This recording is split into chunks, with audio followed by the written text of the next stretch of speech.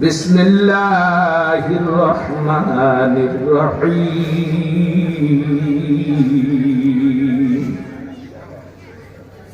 وما خلقت الجن والإنس إلا ليعبدون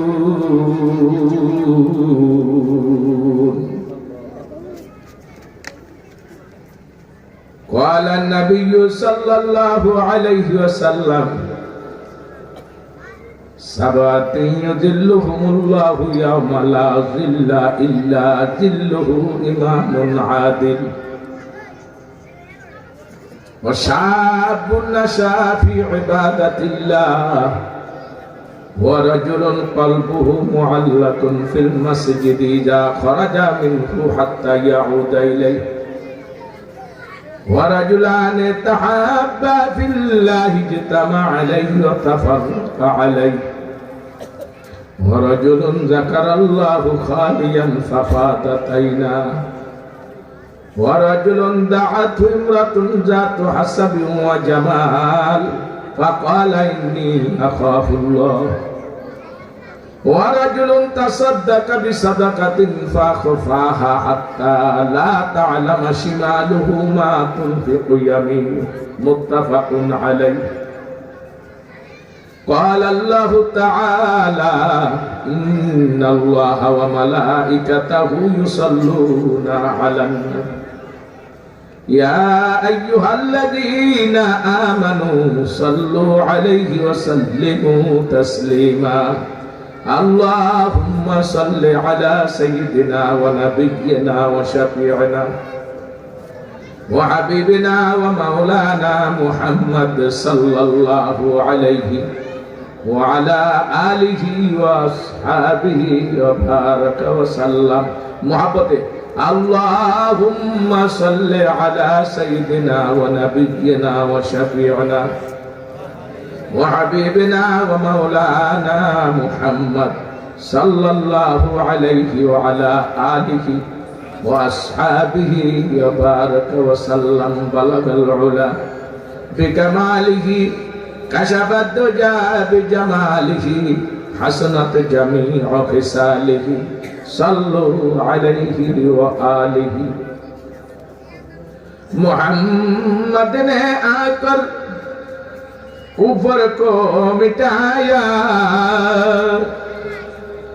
कुफर को मिटाकर सदाकत बताया बलगल उला बिकमालिही कशफत दुजा बिजमालिही हसनत जमीअ खिसालिही सल्लु अलैहि व आलिही नहीं दो जहां में मिसाले मुहम्मद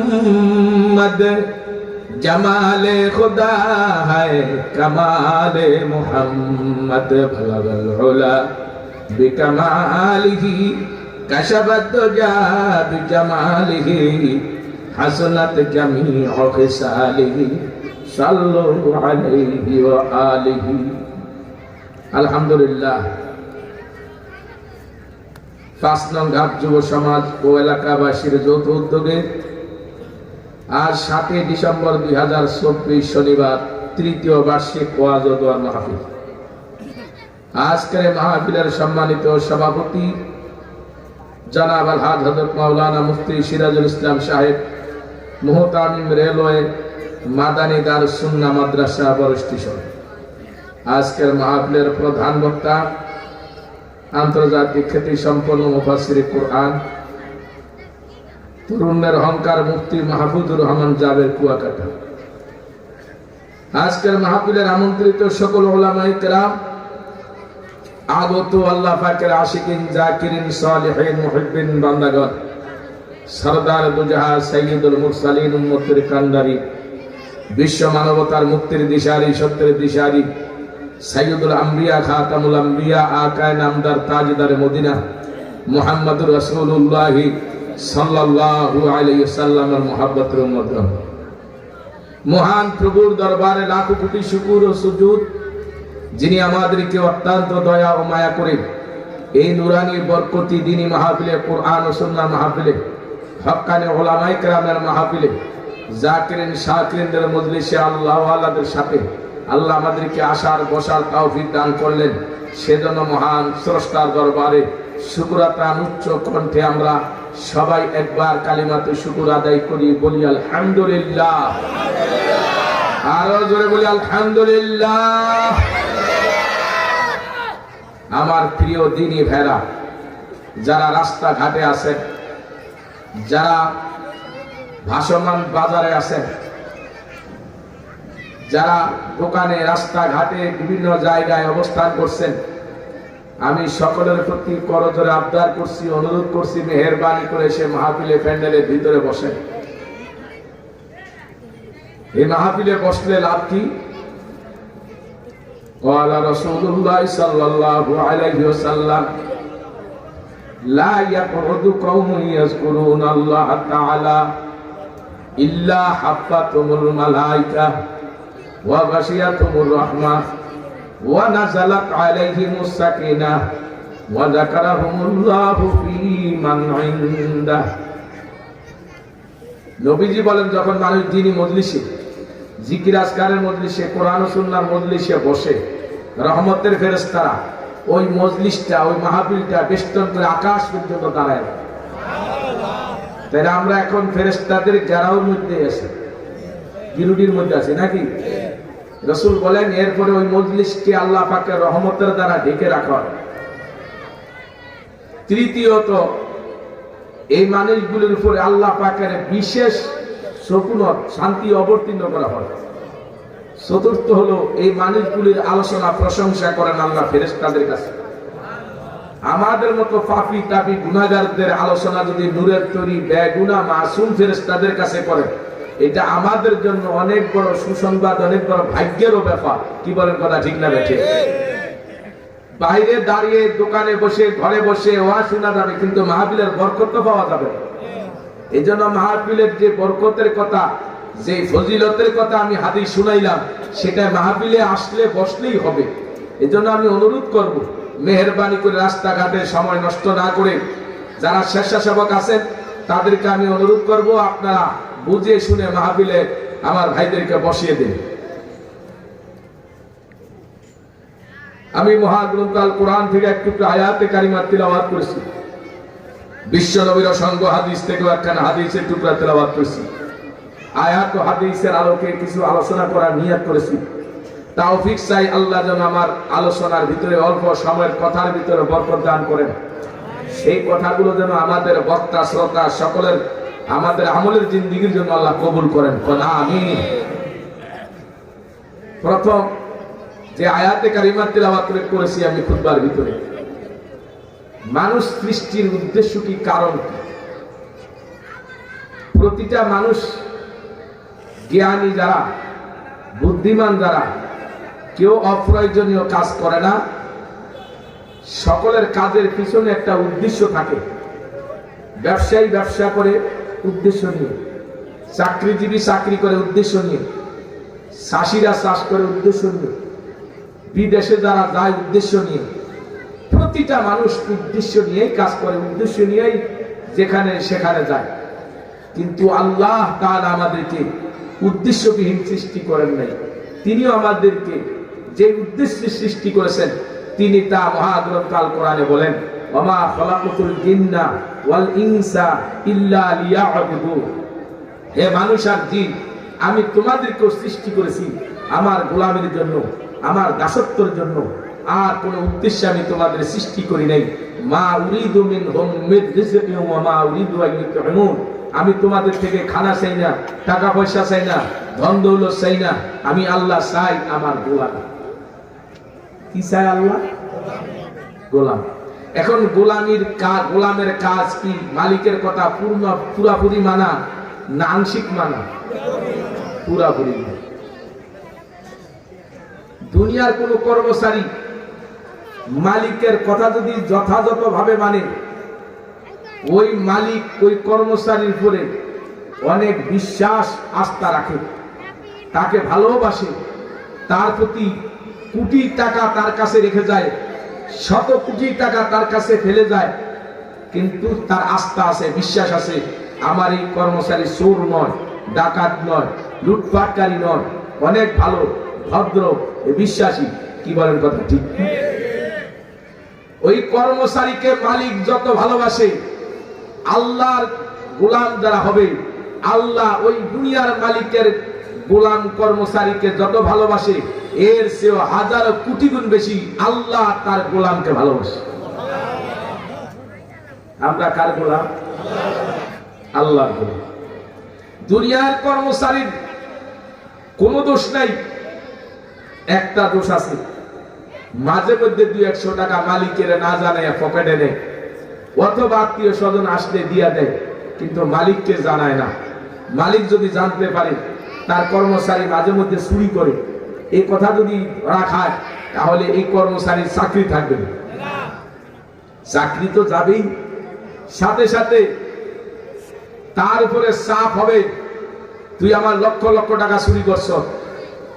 সর্বসা করলে যদি সে 10,000 টাকাও চুরি হয়তো করে নাই, বা 2-1,000 টাকাও চুরি করে নাই, ধরা খাওয়ার কারণে মালিক বলতেছে না, আমার না জানে, যেহেতু চুরি করার অভ্যাস আছে, তাহলে সে লক্ষ লক্ষ টাকায় চুরি করছে। কি ভাই কথা ঠিক না? ঠিক। তখন তার উপরে চাপ দেয়, আমার এত টাকা তুই লস করছো, চুরি করছো, সেই টাকা দিয়ে দে। দুনিয়ার মালিক দুনিয়ার কর্মচারী অপরাধ ধরা পড়লে তার চাকরি যায়, তার বেতন যায়। ওই কর্মচারী অপদস্থ হয়, লাঞ্ছিত হয়, বেইজ্জতি হয়, এমনকি জেলে পর্যন্ত যেতে হয়। আমাদের মালিক আল্লাহ, জমিনের মালিক, আসমানের মালিক আল্লাহ, কুল কায়নাতের মালিক আল্লাহ। আল্লাহ পাকের জমিনে, আল্লাহর আসমানের নিচে বসবাস করি। আল্লাহর জমিনের খাদ্য খান আল্লাহ আমাদের খাওয়ায়, আল্লাহর জমিনে আল্লাহ আমাদের অক্সিজেন দিয়া বাঁচায়, আল্লাহ অসংখ্য নিয়ামত দিয়া পালার পরেও আল্লাহ রাব্বুল আলামিন জমিন থেকে আউট করে দেয় না, দুনিয়ার জেলখানায়ও ঢুকায় না। আল্লাহ দুনিয়াতে আমাদের মারধরও করে না ফেরেশতা দিয়া। কি বলেন কথা ঠিক না বেঠিক? এত অন্যায়, এত অপরাধ করার পরেও আল্লাহ কোন নাস্তিকের খানাও বন্ধ করে না, কোন কাফেরের খানাও বন্ধ করে না, কোন মুশরিকের খানাও বন্ধ করে না, কোন বেনামাজির খানাও বন্ধ করে না, কোন বেরোজাদারের খানাও বন্ধ করে না, কোন দুশমনের খানাও বন্ধ করে না। কারণ কি? আল্লাহ রহমান। আল্লাহ কি? আর রহমানির রহিম। আল্লাহ বড় দয়ালু। আল্লাহ চায় বান্দা গুনাহ করে, তারপর তওবা করে ফিরে আসে। ফিরে আসলে আল্লাহ তার রহমতের কোলে তুলে নিবেন, আল্লাহ তারে ক্ষমা করে দিবেন।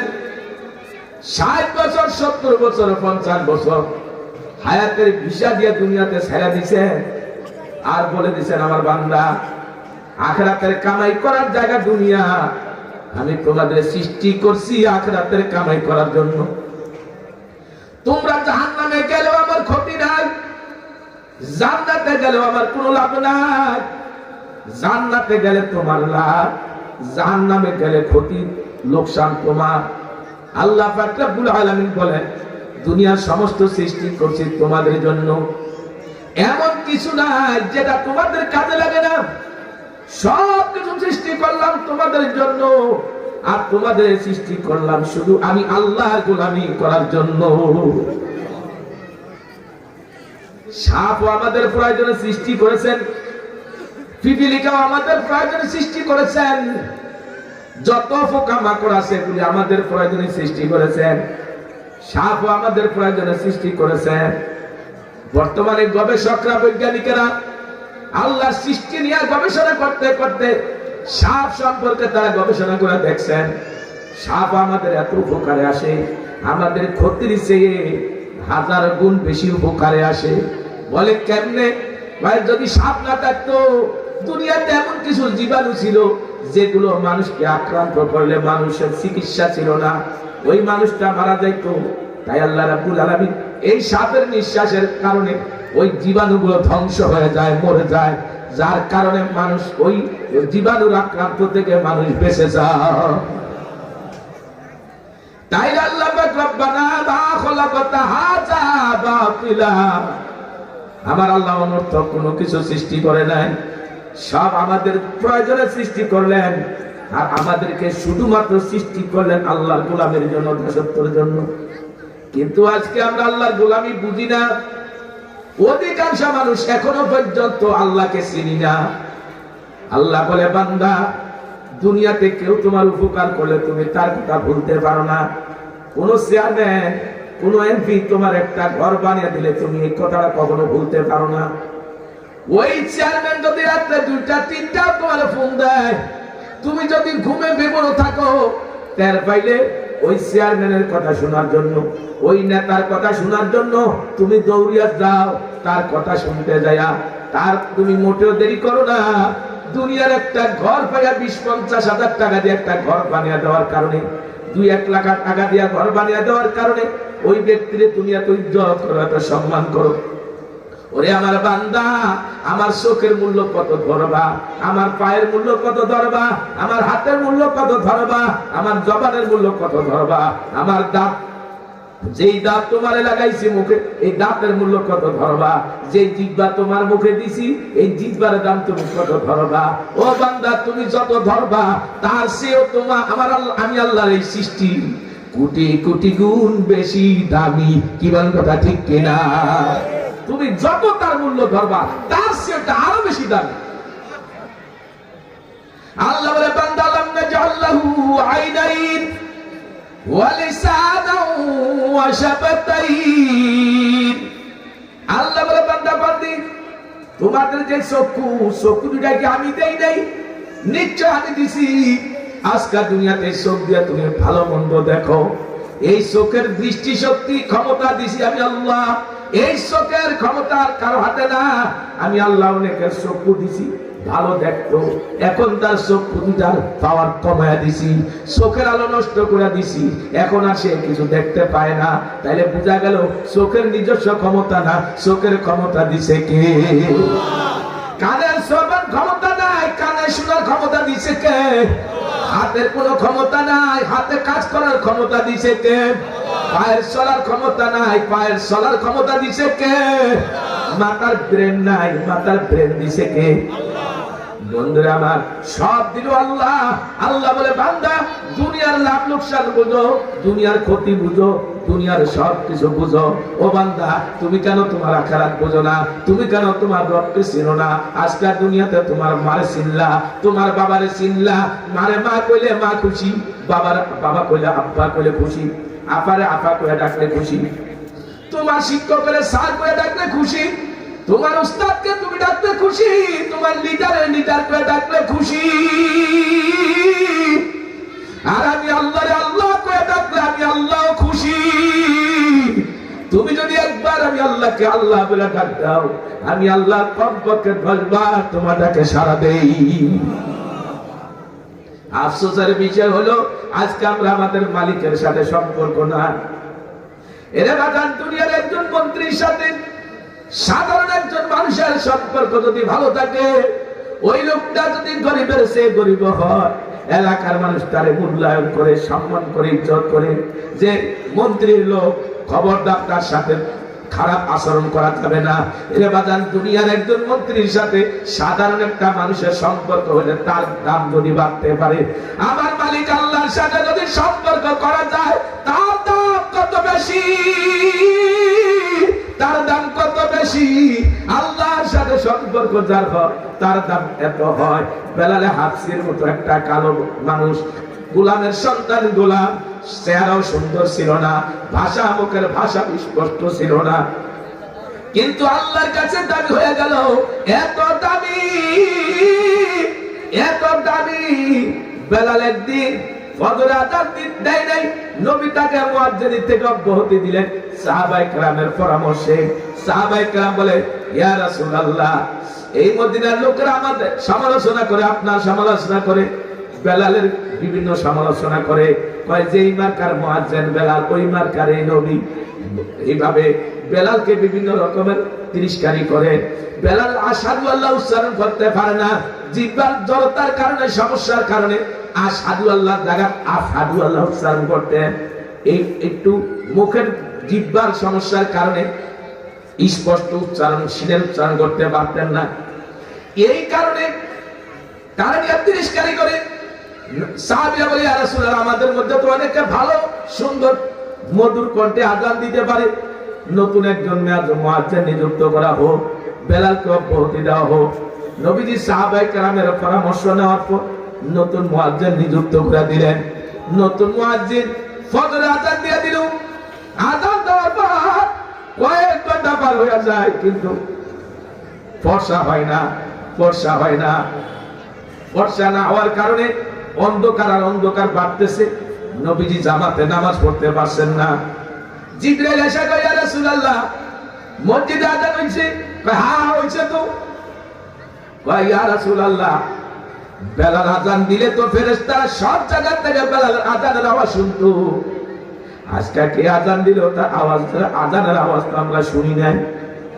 এবার বলতেছে, হে রাসূল, আজকের আযান যদি বেলাল না দেয় তাহলে ফর্সাও হবে না, রাত্রে অন্ধকার দূর হবে না। কারণ বেলালকে অব্যাহতি দেওয়ার পর বেলাল এমন কান্না শুরু করে দিয়েছে, আল্লাহ, গোলামের সন্তান গোলাম বানাইছো তুমি, জবানের জড়তা দিলা তুমি, ও আল্লাহ, মুয়াজ্জিন তানবাদ করলাম কেন আমি? বেলাল এই কান্নার কারণে আল্লাহ রাব্বুল আলামিনের রহমতের দরিয়ার মধ্যে ঢেউ লেগে গেছে। বেলাল আযান দিতে হবে। বেলালকে নবী সাহাবীদেরকে পাঠাইলেন, বেলালকে নিয়ে আসো। বেলাল মসজিদের কোনায় বসে বসে কান্দে। ডেকে এনে বলে, বেলাল, আযান দাও। তুমি যদি আযান না দাও ফর্সা হবে না। বেলাল যখন আযান দিছে, আযানের সাথে সাথে ফর্সা হয়ে গেল, নামাজের জামাত হয়ে গেল। জামাত শেষ হওয়ার পরে দেখে বেলা প্রায় 8টা-9টা বেজে গেছে, সূর্য 8টা-9টা বেজে গেছে, উঠে গেছে। এতক্ষণ পর্যন্ত সূর্যরে কে আটকে রাখলো?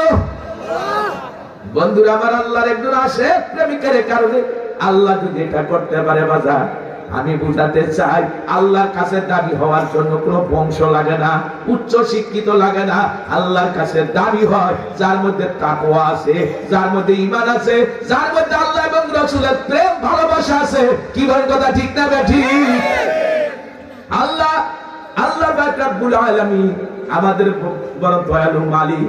আমাদেরকে আল্লাহ দুনিয়াতে পাঠাইছেন, সব কিছু দিয়া আমাদের হার্ট দিছেন, কিডনি দিছেন, বাল্ব দিছেন, হাত দিছেন, পাও দিছেন, চক্ষু দিছেন, কর্ণ দিছেন, সব কিছু দিছেন। বাজার আল্লাহ দেওয়া একটা জিনিস যদি একটু অকেজ হয়ে যায়, আমরা কিন্তু অসর হয়ে যাই, দুনিয়াতে বেঁচে থাকতে পারি না।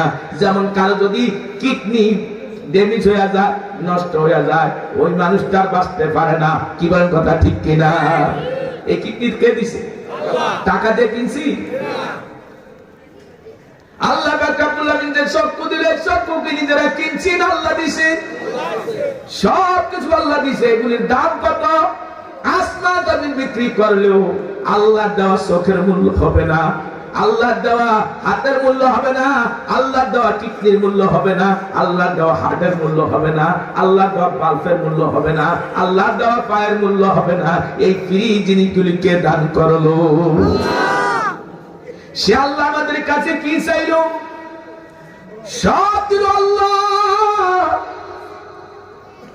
আর যে জিনিস যত বেশি দরকার সেটা তত বেশি সস্তা করে দিল, যে জিনিস বেশি দরকার সেটা তত ফ্রি করে দিল। আমাদের মাথা থেকে পা পর্যন্ত যা আছে সব ফ্রি।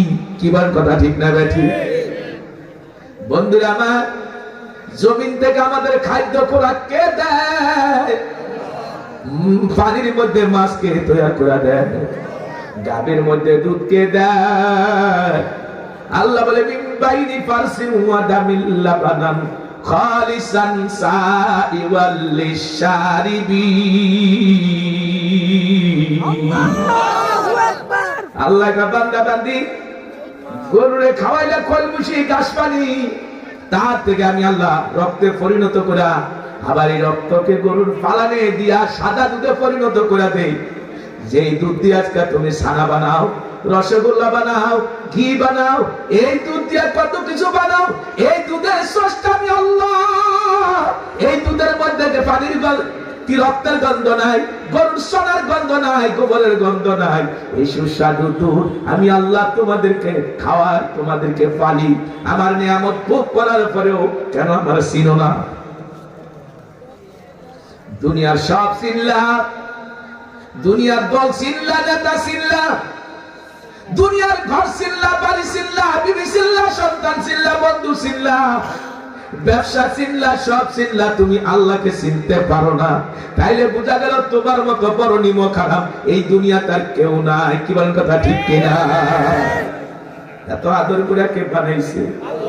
আল্লাহকে কাইফা তাকফুরুনা বিল্লাহি ওয়া কুনতুম আমওয়াতান ফাহইয়াকুম সুম্মা ইউমীতুকুম সুম্মা ইউহয়ীকুম সুম্মা ইলাইহি তুরজাউন। আল্লাহকে কেমনে কুফরি করো? তোমরা তো ছিলা মরা, মৃত্যুর থেকে আমি আল্লাহ জীবিত করলাম। ও বান্দা বান্দি, আবার একদিন মৃত্যু করিয়া কবর আনবো, আনার পর আবার জীবিত করে উঠাবো। কি করে? তোমরা আমার সাথে নিমক হারামি করো, কুফরি করো। তোমাদেরকে আমি আল্লাহ এত আদর করে বানাইছি জাহান্নামে দেওয়ার জন্য না, জান্নাতে দেওয়ার জন্য। কিন্তু জান্নাত কামাই করার জায়গাটা হলো দুনিয়া। আল্লাহর হাবিব বলেন, ওয়ালা নবিয়্যু সাল্লাল্লাহু আলাইহি ওয়াসাল্লাম, আদ-দুনিয়া মাযরাতুল আখিরাহ, দুনিয়া হলো আখিরাত কামাই করার জায়গা। এখানে বান্দা জান্নাত কামাই করবে, মৃত্যুর পর তার কবরটা জান্নাতের বাগান হয়ে যাবে। আর যদি দুনিয়া থেকে কামাই করতে না পারে বাজার, আখিরাতে যায়া কবরে যায় যদি কাঁদতে কাঁদতে চোখের পানি শেষ করে রক্ত বের হয়ে যায়, সবই শেষ হয়ে যাবে, যারা পরিমাণ উপকার হবে না। এই জন্য গুনাহ ত্যাগ করার জায়গাও দুনিয়া, নেক করার জায়গাও দুনিয়া। আল্লাহ কা বান্দা সব নিয়ামত দিলাম আমি, আফারাইতুম মা তাহরুসুনা আনতুম তাজরাউনাহু আম নাহনুজ জারিউন। জমিন থেকে যত খাদ্য খোরাক, শাক সবজি, ফলমূল যা হয় এগুলি তোমরা সৃষ্টিত করো নাই, করছি তো আমি আল্লাহ। কে করছে? আল্লাহকে আমার নিয়ামত খাও, আমার জমিনে বাস করো, আমি আল্লাহর চন্দ্র সূর্যের আলো ব্যবহার করো, আমি আল্লাহর অসংখ্য নিয়ামত ভোগ করো। আর তোমরা বুঝি আমার আইন মানবা না, তাইলে তোমাদের মতো বড় নিমক হারাম দুনিয়াতে নাই। একটা কুকুর তোমার বাড়িতে থাকে, কোনোদিন তার জন্য ফলাও কোরমার ব্যবস্থা থাকে না। তোমার বাড়ির হাড্ডি খায়, মাছের কাঁটা খায়, ময়লা আবর্জনা খায়, জীবনটা বাঁচায়, তোমার বাড়িটা পরিষ্কার রাখে। আর সে রাত্রে তাই ডিউটি এত কড়াকড়ি করে। তুমি যখন ঘুমে থাকো, কুকুর ঘুমায় না, তোমার বাড়ির পাহারাদারি করে। কথা বলে ঠিক না? ঠিক। আর কোন লোক তোমার বাড়িতে ঢুকতে চাইলে কুকুর এত জোরে হুঙ্কার দেয়া সামনে দৌড়িয়ে যায়, হে লোক তুমি কে? আমার মালিকের বিনা অনুমতিতে তার বাড়িতে ঢুকার সুযোগ তোমাকে দেওয়া হবে না। কুকুর এত জোরে চিৎকার দিয়া যায়, ওই লোকটার বাড়িতে ঢুকতে পারে না কুকুরের ভয়ে। লোকটা যদি আপনার নিজস্ব পরিচিত লোক হয়, ডাক দিয়া আব্দুর রহিম ভাই, আব্দুর রহমান ভাই, আপনার কাছে আমার বিশেষ প্রয়োজন, আসছিলাম, কুকুরের কারণে আসতে পারি না। আপনি যখন দেখলেন আপনার নিজস্ব পরিচিত লোক, আপনি কুকুরটার একটা ডাক দিছেন, ধমক দিছেন, কুকুর বুঝতে পারছে আমার মালিকের মেহমান, আর বাধা দেওয়া যায় না। আস্তে করে কুকুরটা সাইড হয়ে যায়, আওয়াজটারে শুরু করে দেয়, মনে হয় বুঝাইতে চায় ও মালিকের মেহমান আসেন, আর বাধা নাই, আর বাধা নাই। একটা কুকুর দুনিয়ার মালিক ছিল, মালিকের ভাষা বুঝলো। কথা বলা ঠিক কিনা? আমাদেরকে যে আল্লাহ এত আদর করে লালন পালন করে, আমরা সেই মালিকের কথা কোরআন কেন বুঝি না? আমার মালিকের ডাক কেন আমরা মানি না? তাইলে বোঝা গেল কুকুরের চেয়েও তো আমরা নিকৃষ্ট হয়ে গেলাম। কি বল? কথা ঠিক কিনা? আল্লাহকে বান্দা বান্দি আমি বানাইছি একটাই মাত্র উদ্দেশ্য, তোমরা আমি আল্লাহর গোলামি করবা, দাসত্ব করবা। গোলামের কাজ মালিকের সব কথা মানা, নিষেধ যেগুলো করছে সেগুলো বর্জন করা, আর যেগুলো করতে বলছে সেগুলো করা। কি বলেন? কথা ঠিক কিনা? আমার বন্ধুরা, কিয়ামতের ময়দানে জায়গা দুইটা। একটা জায়গা আল্লাহর আরশের নিচে, আরেকটা জায়গায় সূর্যের নিচে। 7 প্রকার মানুষ কিয়ামতের ময়দানে আরশের নিচে জায়গা পাবে। যারা আল্লাহর আরশের নিচে জায়গা পাবে তাদের চিন্তা থাকবে না, তাদের কোনো ভয় থাকবে না, তাদের কোনো পেরেশানি থাকবে না। বাজান, এই 7 প্রকার কারা, এই 7টা গুণ কাদের আছে একটু পরে বলবো। আর বাকিরা সূর্যের নিচে পড়বে। আজকে সূর্যটা পৃথিবীর থেকে 9 কোটি 30 লক্ষ মাইল উপরে, এত উপরে সূর্য। তাফসীরে কিতাবে লেখে সূর্যের মুখ উপরের দিকে দেওয়া, সূর্যের পিঠটা নিচের দিকে দেওয়া। 70,000 ফেরেশতা বরফ ছিটা ঠান্ডা রাখার জন্য।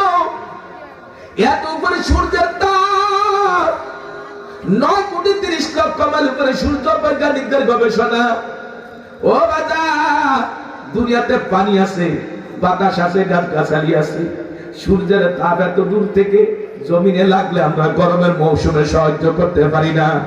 রাস্তার বালি কি বলে পিচ গুলি পর্যন্ত গলে যায়, এমনকি মরুভূমির বালিগুলি আগুনের মতো গরম হয়ে যায়, ফাঁকা ছাদগুলি গরম হয়ে যায়, টিনগুলো আগুনের মতো গরম হয়ে যায়। কি বলেন, কথা ঠিক না বেঠিক?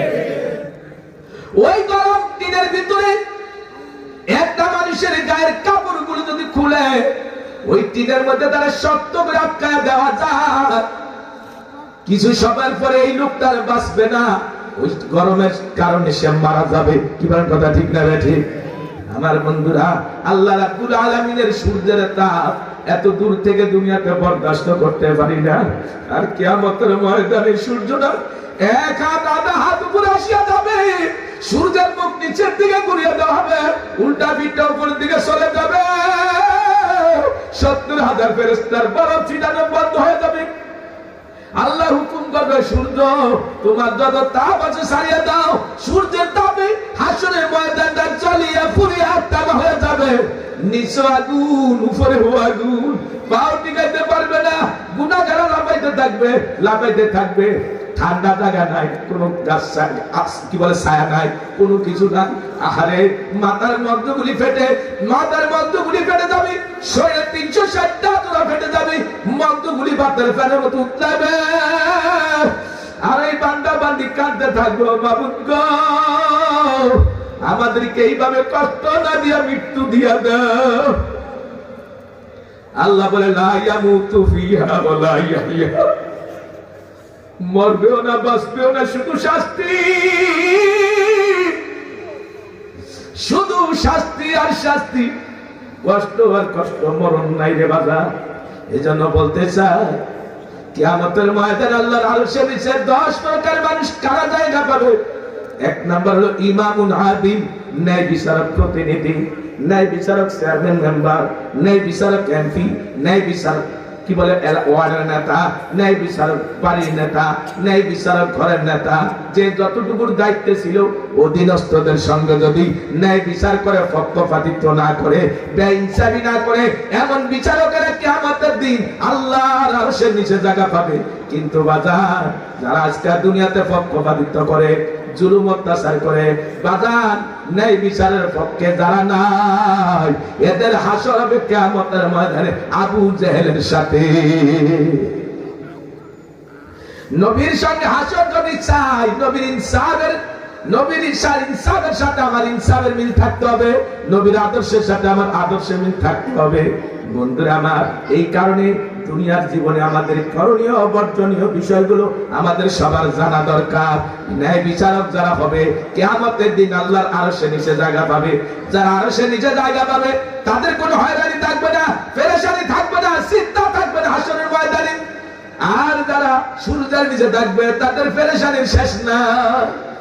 2 নাম্বার, ওই মানুষগুলি কিয়ামতের ময়দানে আল্লাহর আরশের নিচে জায়গা পাবে যাদের হাসরের ময়দানের এই 50,000 বছর সময়টা আধা দিনের মতো মনে হবে, অথবা আসর থেকে মাগরিব এতটুকু 1 ঘন্টা সময় মনে হবে।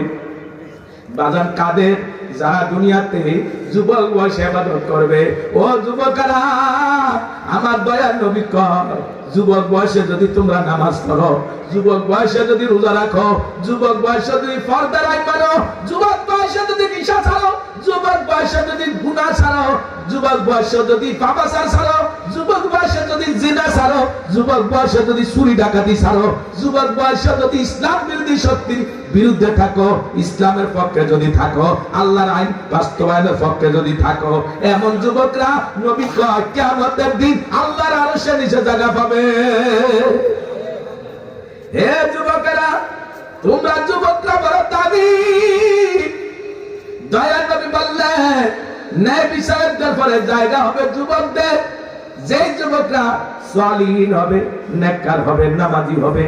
বাবা গো, নামাজ পড়ার হুকুম আমার আল্লাহ। আজকে অনেকেই বলো হুজুর নামাজ না পড়লে কি হবে?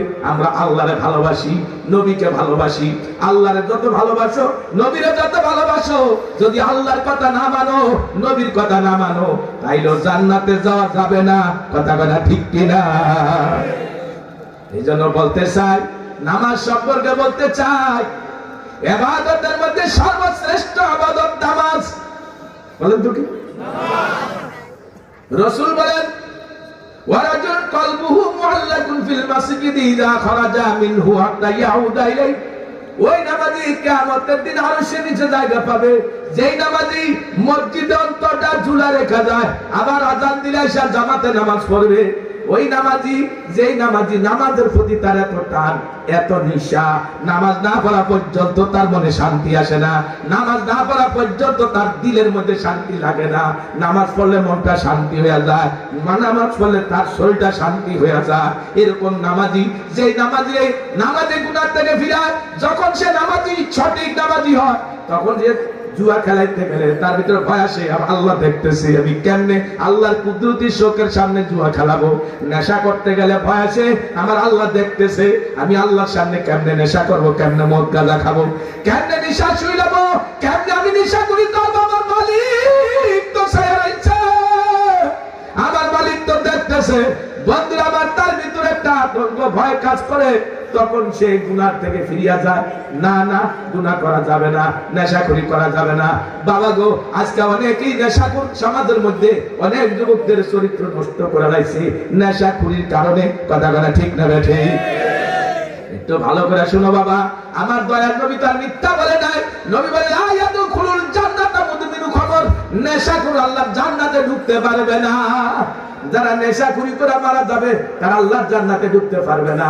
আরেক হাদিসের মধ্যে নবীজি সাল্লাল্লাহু আলাইহি ওয়াসাল্লাম বলেন, নেশাখুরি অবস্থায় যারা মারা যাবে কিয়ামতের ময়দানে তাদেরকে জাহান্নামী, এদেরকে জাহান্নামী নারী, যারা জেনাকারিনী নারী, ওদের লজ্জাস্থান থেকে যে ফুস নির্গত হবে, ওই ফুস নেশাখোরদেরকে পান করে হবে। যারা দুনিয়াতে নেশাখুরি করে মারা যাবে, তাদেরকে ওই ফুস জেনাকারিনী মহিলাদের লজ্জাস্থান থেকে যে ফুস বের হবে, জাহান্নামের আগুন উত্তপ্ত করিয়া গরম করিয়া তা পান করানো হবে। সবাই কন্যা নাউযুবিল্লাহ। বাবা গো, 3 নাম্বার বলছিলাম, যারা নামাজ সঠিকভাবে আদায় করবে, জামাতের সাথে নামাজ আদায় করবে, এক ওয়াক্ত নামাজ মসজিদ থেকে আদায় করে দুনিয়ার কাছে চলিয়া যায়, অন্তরটা মসজিদে ঝুলে রেখা যায়। কখন আজান দিবে, আজান দিলে আবার জামাতে নামাজ পড়বে। এমন নামাজিরা কিয়ামতের ময়দানে আল্লাহর আরশের নিচে জায়গা পাবে। দয়ার নবীজি বলেন, 7 নাম্বার রাজুলান তাআব্বা ফিল্লাহি তাআলা আলাইহি ওয়া তাবাররাকা আলাইহি। ওই লোকটা কিয়ামতের দিন আরশের নিচে জায়গা পাবে, যে অন্যকে ভালোবাসে আল্লাহর সন্তুষ্টির জন্য, আবার কারো বিরুদ্ধে আন্দোলন করে, প্রতিবাদ করে আল্লাহর জন্য। মারে ভালোবাসে আল্লাহর জন্য, বাবারে ভালোবাসে আল্লাহর জন্য, বিবিরে ভালোবাসে আল্লাহর জন্য, সন্তানকে ভালোবাসে আল্লাহর জন্য, আলেম ওলামাকে ভালোবাসে আল্লাহর জন্য, মুরব্বিদেরকে সম্মান করে ভালোবাসে আল্লাহর জন্য। যারা কাউকে ভালোবাসে আল্লাহর জন্য, আল্লাহ দুশমন, নবীর দুশমনের সাথে কোনো ভালোবাসা নাই, আল্লাহ এবং নবীর দুশমনের বিরুদ্ধে দাঁড়াতে হবে। যারা আল্লাহ এবং নবীর দুশমনের সাথে বন্ধুত্ব ছিন্ন করে, আল্লাহ পাকের হাবিব বলেন, দয়াল নবী বলেন, কিয়ামতের দিন তারা আল্লাহর আরশের নিচে জায়গা পাবে। 5 নাম্বার ওয়ারাজুলুন যাকারাল্লাহু খালিয়ান ফাবাদাত আইনা। যারা দুনিয়াতে আল্লাহর ভয় কান্দে, তাহাজ্জুদের নামাজ পড়ে কান্দে, আওয়াবিন পড়ে কান্দে, ইশরাক করে কান্দে, জিকির আজকার করে কান্দে, আরে আল্লাহর দুয়ারে যারা গুনার কথা মনে করে কাঁদে, আল্লাহর কথা স্মরণ করে যারা কাঁদে, এক হাদিসের মধ্যে রাসূল বলেন মাম্বা কামিন খাশিয়াতিল্লাহি হারামাল্লাহু তিলকাল আইনা আলান নার। যারা আল্লাহর ভয়ে কাঁদবে ওই পানির বিনিময়ে আল্লাহ জাহান্নামের আগুন হারাম করিয়া দিবে। কবরে কান্দাবে না, হাসরে কান্দাবে না, ফুলসিরাতে কান্দাবে না। পরকালের কান্দার থেকে যদি বাঁচতে চান দুনিয়াতে বেশি বেশি আল্লাহর ভয়ে কান্দা লাগবে। কি বলেন কথা ঠিক না বেঠি? বাজান গো, আমার নবী বলে যে আল্লাহর ভয়ে কান্দে, আল্লাহর ভয়ে চোখ দিয়া পানি বের হয়, ওই মানুষগুলিকে আল্লাহ জাহান্নামের আগুনে দিবে না। 6 নাম্বার ওয়ারাজুলুন দাআতু ইমরাতুন যাতু হাসাবি ওয়া জামাল। কোন সুন্দরী রূপসী নারী কোন ফর পুরুষকে ফোন দিল, হে যুবক আসো, আমি একা একই আছি, আসো ঘরে আসো, আসো তোমার সঙ্গে একটু ঘুরতে যাব, আসো অমুক অমুক জায়গা যাব, আসো এই জায়গায় সেই জায়গায়। বিভিন্ন ভাবে বিভিন্ন রকমের কি বলেন অবৈধ অফার দিছে। ওই সময় যদি ওই যুবক বলে ফাকালাইন্নি ইয়াখাফুল্লাহ, ও আল্লাহর বান্দি আমি তো আমার আল্লাহকে ভয় করি, আমি তো আমার আল্লাহকে ভয় করি, না না আমার দ্বারা এই পাপের কাজ করা সম্ভব না, তোমার সাথে সাক্ষাৎ সম্ভব না, তোমার ঘরে আসা সম্ভব না। যদি ওই সুন্দরী রূপসী খারাপ নারীর ডাকে যদি সাড়া না দেয়, আল্লাহর হাবিব বলেন এই পুরুষটাও কিয়ামতের ময়দানে আল্লাহর আরশের নিচে জায়গা পাবে। বন্ধুরা আমার, হযরত ইউসুফ আলাইহিস সালামকে জুলাইখা ঘরের ভিতরে আটকায়া বাইরে 7টা গেটে তালা দিয়েছে। এবার জুলাইখা ইউসুফ আলাইহিস সালামকে ডাক দিয়া কয়, যুবক ইউসুফ, আমার দীর্ঘদিনের মনের আশা পূরণ করতে হবে। যদি আমার কথা রাজি না হও তাহলে তোমাকে জেলে ঢুকতে হবে, বিপদে পড়তে হবে। তুমি কি করতে চাও? জেলে যাইবা না আমার কথা রাখবা? যদি আমার কথা রাখো তাহলে তোমার অনেক পুরস্কার আছে, অনেক অনেক অফার দিছে। ইউসুফ আলাইহিস সালাম কয়, ও জুলাইখা, আমি তো আমার আল্লাহকে ভয় করি। জুলাইখা ঘরের মধ্যে যে মূর্তিগুলি ছিল এগুলি চাদর দিয়া পর্দা দিয়ে ফেলছে। চাদর দিয়া যখন পর্দা দিয়ে ফেলছে, ইউসুফ আলাইহিস সালাম ডাক দিয়া কয়, জুলাইখা, তুমি ঘরের মধ্যে তোমার এই মূর্তিগুলিরে পর্দা দিলা কেন? কয়েদের আমি তো খোদা মানি, এরা দেখলে আমার লজ্জা লাগবে, ওদের চোখের আড়ালে আড়াল হইলাম, এই জন্য আমি লজ্জা যেন না পাই। ইউসুফ আলাইহিস সালাম ডাক দিয়া কয়, জুলাইখা, তোমার ঘরের মূর্তির কোনো ক্ষমতা নাই, তার নিষ্প্রাণ প্রাণ নাই, তারপরে তুমি তারে খোদা মানো, কিন্তু তার সামনে তুমি অন্যায় করতে লজ্জা পাও। আর আমার মালিক এমন মালিক, আমার আল্লাহ তো দেখে না এমন কোন জায়গা নাই। 7 জমির নিচে একটা ক্ষুদ্র পিপিলিকাও যদি যায় আমার আল্লাহ তাও দেখে।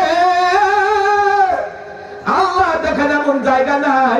আমার সেই কুদরতের মালিকের কুদরতি চোখের সামনে আমি কেমনে পাপ করব? এটা কোনোদিন সম্ভব না, কোনোদিন সম্ভব না। ইউসুফ আলাইহিস সালাম ডাক দিয়া কয়, জুলাইখা, তুমি আটকাইছো আমাকে, কিন্তু গেটে তালা দিছো, আমার এতটুকু করার ক্ষমতা আছে, গেট পর্যন্ত যাওয়ার ক্ষমতা আছে।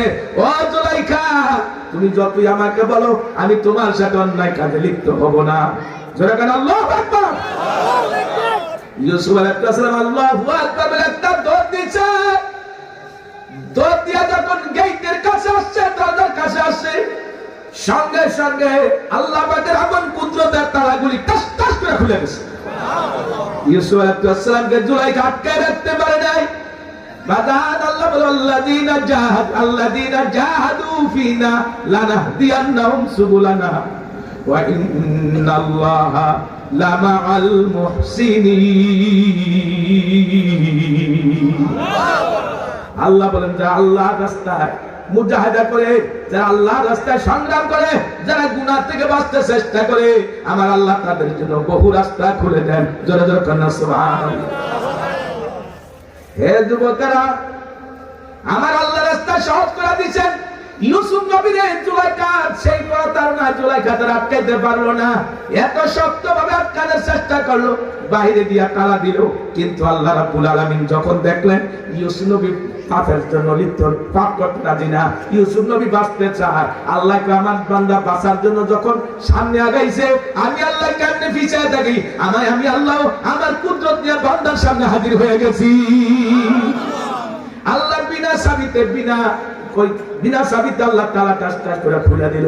আল্লাহর কাছে সব সম্ভব। বান্দা যদি বাঁচতে চায় আল্লাহ তারে বাঁচাইয়াই দেয়। কি বলেন কথা ঠিক কিনা? আমার বন্ধুরা, এই মানুষগুলি কিয়ামতের দিন আরশের নিচে জায়গা পাবে। 7 নাম্বার ওই মানুষগুলি আল্লাহর আরশের নিচে জায়গা পাবে যারা দুনিয়াতে বাজান ডাইন হাতে দান করলে বাম হাত টের পায় না, গোপনে গোপনে সঠিক জায়গায় দান করে, একমাত্র আল্লাহর সন্তুষ্টির জন্য করে, নাম পাওয়ার জন্য না, ইজ্জত পাওয়ার জন্য না, সম্মান পাওয়ার জন্য না, শুধুমাত্র আল্লাহ রাজি খুশির জন্য করে। এই মানুষগুলি কিয়ামতের দিন আল্লাহর আরশের নিচে জায়গা পাবে। জোরে জোরে কন্যা সুবহানাল্লাহ। আমরা কি আল্লাহর আরশের নিচে জায়গা চাই? আল্লাহর আরশের নিচে জায়গা যারা পাবে, আল্লাহ পাক নবীর হাতে তাদেরকে হাউজে কাউসার পান করাবে। যে হাউজে কাউসার নবীর হাতে যারা পান করবে, বেহেশতে যাওয়ার আগ পর্যন্ত আর কোনোদিন পানির পিপাসা লাগবে না। ও বাজান, হাউজে কাউসার এত দামি, এত সুস্বাদু, যেই পানি পান করলে তৃষ্ণা মিটে যাবে। অপরদিকে সূর্যের নিচে যারা পড়বে, আরে সূর্যের তাপে মাথার মধ্যগুলি যখন টকবক করে উঠলে গাল বেয়ে পড়তে থাকবে, পানির পিপাসায় কাতর হয়ে যাবে, কলিজা শুকিয়ে যাবে। ওই মধ্যগুলি মুখের ভিতরে ঢুকাইতে থাকবে। যখন মধ্যগুলি মুখের মধ্যে ঢুকাইতে থাকবে, জিহ্বা সব গলিয়া, পেটের নাড়িগুলি গুলি গলিয়া পায়খানা রাস্তা দিয়ে বাইর হয়ে যাবে। ও যুবকেরা, পায়ে ধরিয়া বলি বাজার, ঠান্ডা পানির কোনো ব্যবস্থা আখিরাতে নাই, গুনাহগারদের জন্য নাই। আল্লাহ পাক বলেন ঠান্ডা পানির কোনো ব্যবস্থা থাকবে না। লা ইয়াযুকুনা ফিহা বারদাও ওয়ালা শারাবা ইল্লা হামিমাও ওয়া গাসসাকা। ঠান্ডা পানি থাকবে না। পানি যারা চাবে পানি দিবে, গরম উত্তপ্ত পুষ দিবে। যেটা মুখে দিলে জিহ্বা সব গলে, পেটে দাঁড়ি মুড়ি গুলি গলে, পায়খানা রাস্তা দিয়ে বের হয়ে যাবে, কিন্তু মরবেও না, বাঁচবেও না, শুধু শাস্তি আর শাস্তি। এই জন্য বাবা গো, বলতে চাই কিয়ামতের ময়দানে 10 প্রকার নাফরমান 10 স্রোত উঠবে। এরা বিনা হিসেবে জাহান্নামী। একদল মানুষ কিয়ামতের ময়দানে কুকুরের স্রোত উঠবে, একদল মানুষ কিয়ামতের ময়দানে বানরের স্রোত উঠবে, একদল মানুষ কিয়ামতের ময়দানে শুকুরের স্রোত উঠবে, একদল মানুষ কিয়ামতের ময়দানে অন্ধ হয়ে উঠবে, একদল মানুষ কিয়ামতের ময়দানে বোবা হয়ে উঠবে, একদল মানুষ কিয়ামতের ময়দানে জিহ্বাটা নাভিস্থল পর্যন্ত ঝুলবে, যার দুর্গন্ধে হাসরের মানুষ অস্থির হয়ে যাবে। একদল মানুষ হাত পা কাটা অবস্থায় উঠবে, একদল মানুষ মাথা নিচের দিকে পাগুলি উপরের দিকে অবস্থায় উঠবে, একদল মানুষ জাহান্নামের আগুনের পোশাক পরিহিত অবস্থায় উঠবে। এই 10 প্রকার নাফরমান কিয়ামতের ময়দানে 10 স্রোত উঠবে, বিনা হিসাবে জাহান্নামী হবে। এই 10 প্রকার মানুষ কারা? 1 নাম্বার হলো বাজার, যারা কুকুরের স্রোতে উঠবে, যারা কুকুরের চরিত্র। কুকুরের মধ্যে কিন্তু 2টা দোষ আছে, অতি লোভ, অতি হিংসা। কি আছে? হিংসা আছে, লোভ আছে। কোন কুকুর যদি কোনো বাড়িতে থাকে, সেই কুকুর অন্য কোনো কুকুর ওই বাড়িতে ঢুকতে দেয়। কোন কুকুর যদি আপনার কোনো একটা মরা গরু বা ছাগল ধরে, তার মতো 10টা 20টা কুকুর খেয়েও শেষ করতে পারবে না, তারপর অন্য কোনো কুকুরকে আসতে দেয় না, দৌড়ে দেয়। কথা বলা ঠিক না ঠিক? এর কারণ হলো হিংসা। আমাদের সমাজের রাজনৈতিক নেতাদের মধ্যে কুকুরের মতো হিংসা। কথা বলা ঠিক না ঠিক? নিজের দলের লোক নিজের তার জায়গা যেন আরেকজন আসতে পারে, এই জন্য তারা মেরেও পর্যন্ত ফেলে, তার প্রতিভোগ করে। কি বলেন কথা ঠিক না ঠিক? আমার বন্ধুরা, লোভ এমন লোভ, দেখেন না, হাজার হাজার কোটি টাকা দেশের আত্মসাৎ করলো, দেশের টাকা বিদেশে পাচার করলো, লোভ সামলাইতে পারে না। কি বলেন কথা ঠিক না ঠিক? আজকাল দেশের পঙ্গু করে ছাড়লো, আজকাল দেশের অবস্থা 12:30 বাজায় ছাড়লো। কথা বলা ঠিক না ঠিক? এক একজনে হাজার হাজার কোটি টাকা বিদেশে পাচার করলো, শুধুমাত্র দুনিয়ার লোভে। কথা বলা ঠিক কিনা? আল্লাহ কাইন্না বাতুশা রাব্বিকা লাশাদীদ। নিশ্চয় আল্লাহর দরবার কঠিন ধরা। যেদিন আল্লাহ ধরবে, সেদিন শেষ রক্ষা নাই, শেষ রক্ষা নাই। কথা কথা ঠিক না রে ঠিক? আমার বন্ধুরা, লম্বা আলোচনা করব না, উলামায়ে কেরাম আছে বয়ান শোনাবে। আমি আজকে আপনাদেরকে বলতে চাই, আল্লাহর হুকুম গোলামি করা, আল্লাহর গোলামির মধ্যে সর্বশ্রেষ্ঠ গোলামি হলো নামাজ। কি বলেন কথা ঠিক কিনা? দয়ার নবী যে ইন্তেকালের পূর্ব মুহূর্তে 3 বার বললেন সালাত সালাত সালাত।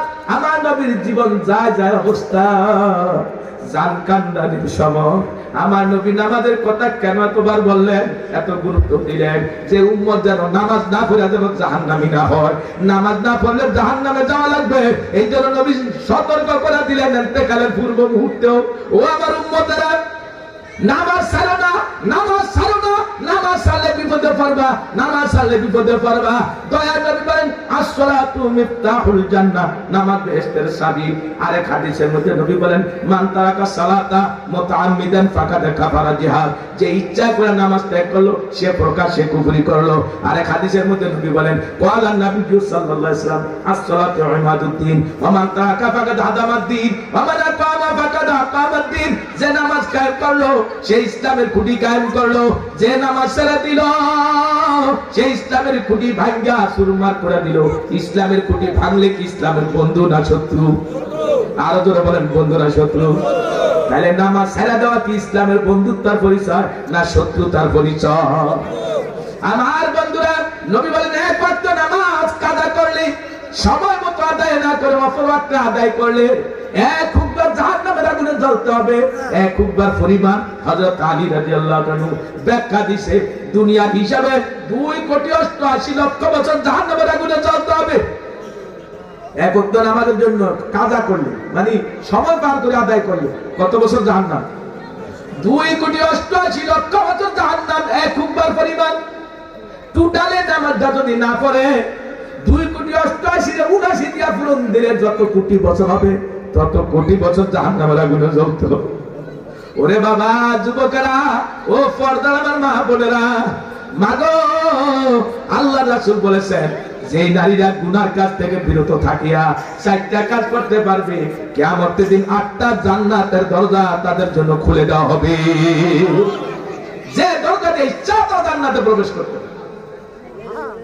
এক নম্বরে আমার নবী বলেন আল-মারাতু ইজা সাল্লাত খামসা, যে নারীরা 5 ওয়াক্ত নামাজ ঠিকমতো আদায় করবে।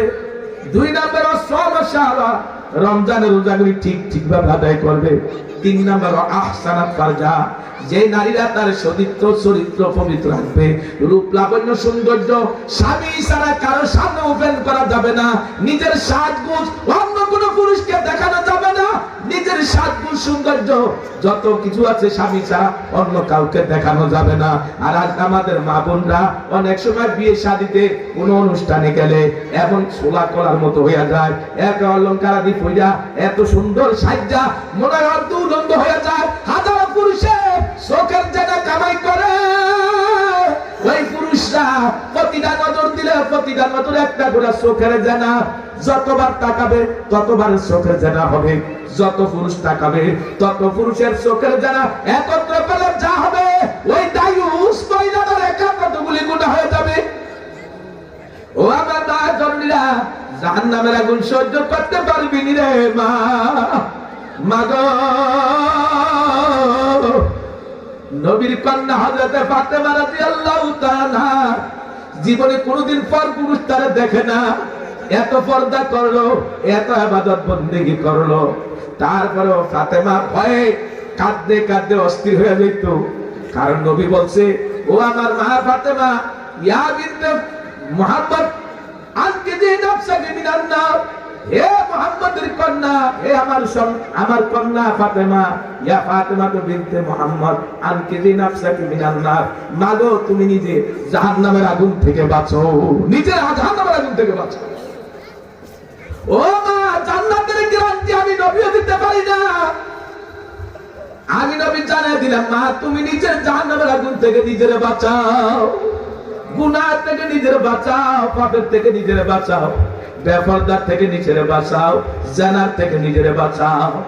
ও আমার মা জননীরা গো, মা তোমার রূপ লাবণ্য সৌন্দর্য, তোমার সব কিছু তোমার স্বামীর আমানত, তোমার স্বামীর আমানতের মধ্যে খেয়ানত করো না, তোমার স্বামীকে ঠকাইও না।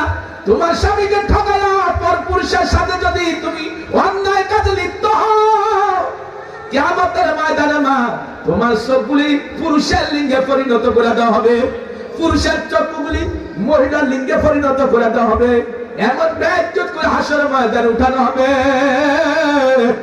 বাজান গো, ওই জানাকার মহিলার পেটে জাহান্নামের আগুনের সন্তান তৈরি করে দেওয়া হবে। যেই সন্তানের মাথা বের হবে মায়ের পেট থেকে, বাকি অংশ মায়ের পেট আটকায়া যাবে, আর প্রসব বেদনা হতে থাকবে, বাচ্চা খালাস হবে না। 70,000 ফেরেশতা ওই বাচ্চার গলায় শিকল লাগায় একদিকে টানবে, মায়ের গলায় শিকল লাগায় অপর দিকে 70,000 ফেরেশতা টানবে। বাদান একদিন না, 2 দিন না, হাজার বছর চলে যাবে, কিন্তু বাচ্চা খালাস হবে না। শাস্তি আর শাস্তি। এজন্য বলতে চাই, আজকাল মাহফিল থেকে তওবা করব, আর জীবনে ইচ্ছা করে আমরা বেপরদা হব না, জানার গুনাহ করব না, তওবা করব আল্লাহর কাছে। মালিক আজকে থেকে তওবা করলাম, আর জীবনে জানার কাছে যাব না, জানাকুরি করব না, ও আল্লাহ নেশাকুরি করব না, ও আল্লাহ জীবনে নামাজ ছাড়ব না, আল্লাহ রোজা ছাড়ব না। আল্লাহর কাছে কান্নাকাটি করতে করতে আমার আল্লাহ দয়া হলে আল্লাহ ক্ষমা করে দিবেন। আল্লাহর চেয়ে বড় দয়ালু আর কেউ না। কি বলেন কথা ঠিক কিনা? মুসা আলাইহিস সালামের জামানায় ওয়াদা বৃষ্টির কারণে মানুষের কষ্ট হইতেছিল, আল্লাহর প্রাণীকুলের কষ্ট হইতেছিল। তখন লোকেরা বলল, হুজুর আপনি দোয়া করেন যেন বৃষ্টি হয়। মুসা আলাইহিস সালাম ঈমানদারদেরকে ডাইকা একটা দোয়ার মজলিস করলেন। দোয়ার মজলিসে দোয়া করতেছে, আল্লাহ তুমি বৃষ্টি দাও, রহমতের বৃষ্টি জমিনে দাও। আল্লাহ মানুষ কষ্ট পায়, শিশুরা কষ্ট পায়, আল্লাহ অবলা নারীরা কষ্ট পায়, তোমার বিভিন্ন প্রাণীরা কষ্ট পায়, আল্লাহ বৃষ্টি দাও।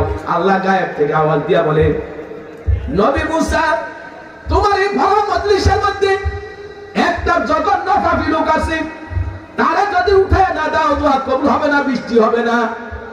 তুমি তারে ঘোষণা দিয়ে দাও। মুসা আলাইহিস সালাম ঘোষণা দিলেন, এই মজলিসে একটা পাপিষ্ঠ লোক আছো, এমন কোনো গুনাহ নাই যেটা তুমি করো না, তুমি না উঠলে আল্লাহ বৃষ্টি দিবে না, তুমি তাড়াতাড়ি নিজে নিজে উঠে চলে যাও। আর যদি তুমি ইচ্ছা করে না উঠো, আমি আল্লাহ থেকে পরিচয় নিয়ে তোমার কানে ধরে উঠাইয়া দিব। ওই লোকটা দিলের মধ্যে কান্না শুরু হয়ে গেছে, আমি যদি উঠে যাই হাজার মানুষ দেখবে, ও আল্লাহ মানুষের সামনে আমি কেমনে চেহারা দেখাবো, কেমনে আমি মানুষের সামনে চলাফেরা করবো। ও আল্লাহ মেহেরবানি করে রব্বুল আলামিন, মেহেরবানি করে তুমি আমারে মাফ করে দাও। আমার গুনাহ তো আছে, আমি জানি অনেক করেছি, তবে আমার গুনাহ যতই হোক তোমার রহমতের চেয়ে তো বেশি না। আল্লাহ তোমার রহমতের গুণে আমারে ক্ষমা করে দাও। প্রকাশ্যেও কাঁদে না, ধরা খেয়ে যাও। আপনাদের কি খারাপ লাগতে আছে? প্রকাশ্যেও কাঁদে না, গোপনে কাঁদতেছে। বন্ধুরা এমন সময় ওজরে বৃষ্টি শুরু হয়ে গেল। মুসা আলাইহিস সালাম আল্লাহকে বললেন, আল্লাহ আপনি বললেন একটা পাপিষ্ঠ লোক এই মজলিসে আছে, সে না উঠলে আপনি বৃষ্টি দিবেন না।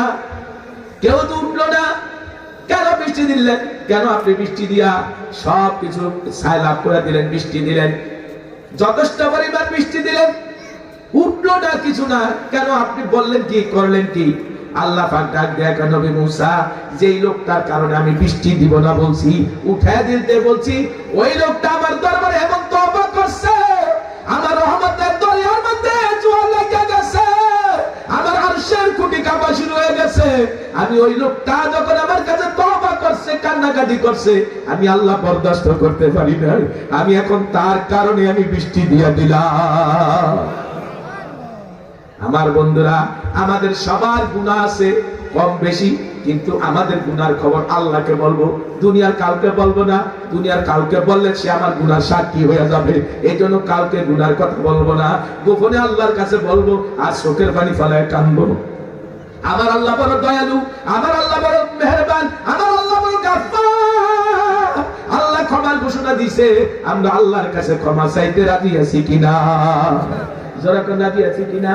আরো যখন রাজি আছি কিনা? আমরা আল্লাহর কাছে ক্ষমা চাইতে যদি রাজি থাকি, আজকের থেকে ইনশাআল্লাহ তওবা মানে কি? আগে যে অন্যায় করছি সেগুলো করব না, এগুলির ব্যাপারে অনুতপ্ত হব। 2 নম্বরে এই গুনার ব্যাপারে আল্লাহর কাছে আমরা রোনাজারি করব, কান্নাকাটি করব, ওয়াদা করব, আর জীবনে এই গুনাহ কোনোদিন করব না। রাজি আছেন? এক ওয়াক্ত নামাজ ইচ্ছা করে জীবনে ছাড়বেন না। রাজি আছেন? কারা রাজি আছেন একটু হাত তুলে দেখা। নারে তাকবীর। আল্লাহ তোমার বান্দার হাত উঠায় নিয়ে করেছে, ইচ্ছা করে কেউ নামাজ ছাড়বে না। ও আল্লাহ, তিন জীবনের গুনাহ মাফ করে দাও। আজকের থেকে সবার নামাজ হিসাবে কবুল করে নাও। আল্লাহ জামাতের সাথে নামাজ আদায় করার তৌফিক দাও। আল্লাহ আমাদের ওয়াদা ঠিক রাখার তৌফিক দাও। আমিন। সামনে আসতেছে রমজান মাস, আমরা রমজান মাসে রোজা রাখবো। যতদিন বেঁচে থাকি কোনদিন আমরা রোজা ছাড়বো না, এই নিয়ত কি আমরা করতে পারি? কারাবারি একটু হাত তুলে দেখ। না তাকবীর। আল্লাহ তোমার বান্দার হাত উঠে নিয়ত করছে আর কোনদিন ফরজ রোজা ছাড়বে না। আল্লাহ তিন জীবনের গুনাহ মাফ করে দাও। আল্লাহ তুমি আমাদের কবুল করে নাও, রোজাদারের কাতারে কবুল করে নাও। আমিন। তাহলে নামাজের ওয়াদা করলাম, রোজার ওয়াদা করলাম, তৃতীয় একটা ওয়াদা করবো, কেউ নেশাখুরি করবো না। কি করবো না? নেশা। নেশায় মানুষকে ধ্বংস করে দেয়। যেই ঘরের মধ্যে একজন নেশাখোর থাকে তার কারণে পুরা ফ্যামিলি বড় বিপদে কষ্টে থাকে। কি বলেন কথা ঠিক কিনা? ও বাবা, যারা নেশাখুরি করবে, নেশাখুরি না করে তওবা না করে মরবে, মহা মুসিবতে কিয়ামতের দিন পড়ে যাবে। বাজান গো, আজকে থেকে আল্লাহর হাজির নাজির যাই না। নবীর যারা ভালোবাসি তারা আল্লাহকে হাজির নাজির যাই না, নবীর মুহাব্বত করে। আজকে থেকে আমরা জাহান্নামের আগুনের ভয় করে আজকে থেকে নিয়ত করবার ইচ্ছা করার জীবনে কোনোদিন নেশাখুরি করব না, কোনো নেশাখুরি করব না। রাজি আছি? একটু হাত দুখানা উঠিয়ে দেন আল্লাহরে, আল্লাহর সামনে হাত উঠিয়ে দেন। আল্লাহ তোমার বান্দা তুমি হাত উঠায় নিয়ত করছে আর নেশাখুরি কেউ আমরা করব না গো আল্লাহ। আমাদেরও তিন জীবনের গুনাহ মাফ করে দাও আল্লাহ। নেশা থেকে আমাদের সবাইকে বাঁচায় দাও আল্লাহ। আমাদের অতীতের গুনাহ মাফ করে দাও আল্লাহ। আমাদের তওবা কবুল করে নাও। আমিন। এই কয়েকটা ওয়াদাই আপনাদেরকে করাইলাম। আমার বয়ানের সময় শেষ। আমি আপনাদের থেকে দোয়া চেয়ে বিদায় নিচ্ছি। দোয়া চাই আল্লাহ আমাদের সকলকে